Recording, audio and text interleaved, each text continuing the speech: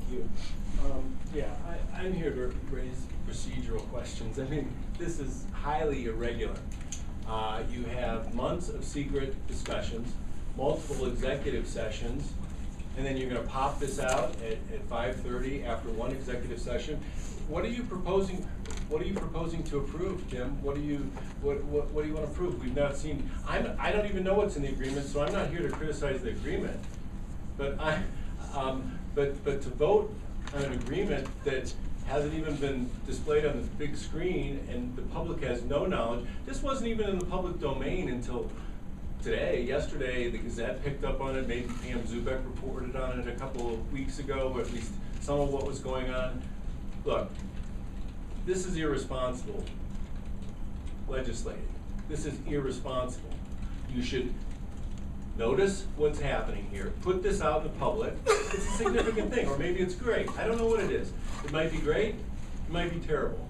But we, as the owners of the Colorado Springs utility, have a right to know what it is before you just pull it out after an executive session and vote to approve it. It's really irresponsible.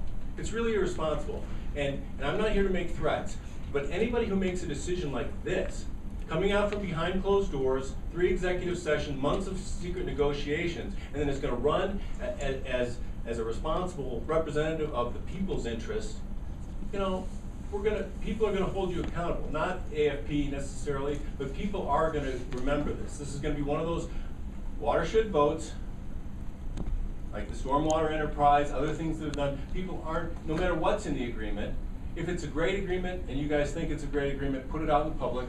Let's debate it as a public and give it a month. We can all come back, discuss it, and then you can vote. This is highly irregular. It's really wrong.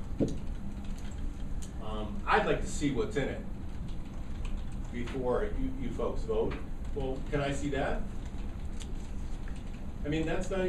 Sean, what level do we negotiate contracts in the public, and when you were elected, what level did you negotiate contracts in We public? would have never done this, Tim. Okay. I'm not aware. I've been in this town 10 years as a journalist and as a citizen, and I've never been aware of this kind of procedure. Where's the public notice of this decision?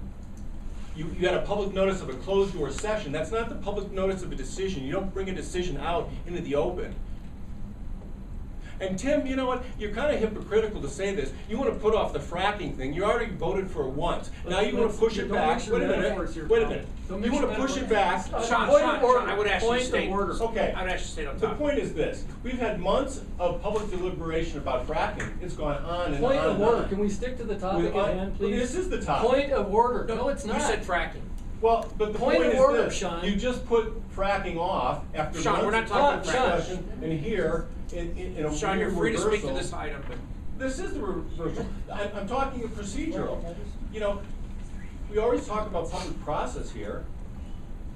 You know, we had months and months of totally transparent public process on the fracking regulations.